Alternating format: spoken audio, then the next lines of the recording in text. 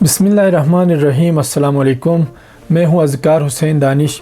दोस्तों, आज हम सीखेंगे कि हम कैसे एटीएम कार्ड के ज़रिए से पैसे निकाल सकते हैं अपनी एटीएम मशीन से। दोस्तों, आज की इस वीडियो को देखने के बाद इंशाल्लाह आप तमाम एटीएम जो है वो इस्तेमाल करना सीखोगे। आपका कोई भी बैंक हो, आप हर किस्म के एटीएम इस्तेमाल करना सीखोगे, क्योंकि तमाम जो बैंक है उनके जो ऑप्शन होते हैं वो सेम ही होते हैं। तो मैं आ चुका हूँ MCB बैंक में।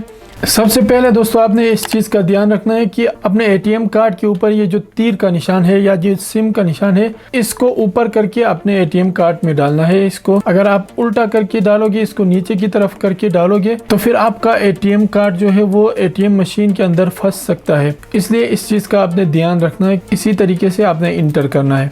जैसे इंटर करोगे दोस्तों, यहाँ पर आपको दो ऑप्शन मिलेंगे, उर्दू या इंग्लिश। तो हम सिलेक्ट करते हैं उर्दू पे। उर्दू पे सिलेक्ट करने के बाद यहाँ पे हमें लिखा हुआ नज़र आता है कार्ड एक्टिवेशन, और इसके बाद यहाँ पे लिखा हुआ है बराए करम ट्रांजैक्शन के साथ आगे बढ़े। तो हम इस पे क्लिक करते हैं।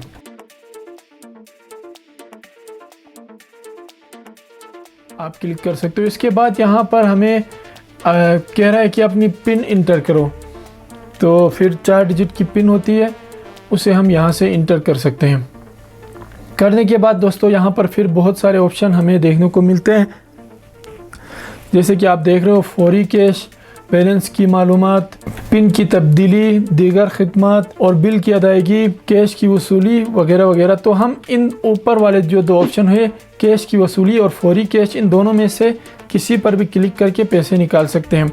इन दोनों में फ़र्क क्या है दोस्तों, मैं आपको बताऊँ। कैश की वसूली पे अगर हम क्लिक करेंगे तो डायरेक्ट हमें वो रकम लिखनी होगी जो हमें चाहिए, और अगर हम फौरी कैश पे क्लिक करें, जैसे कि मैं क्लिक करता हूं, तो फिर यहाँ पर हमें मिलते हैं 500 से लेकर 10,000 तक हमें यहाँ पर लिखे हुए नज़र आते हैं, जिन पर हम क्लिक करके कोई भी रकम हमें चाहिए वो निकाल सकते हैं। और यहाँ पर दीगर रकम का भी ऑप्शन है, मैं इस पर क्लिक करता हूँ।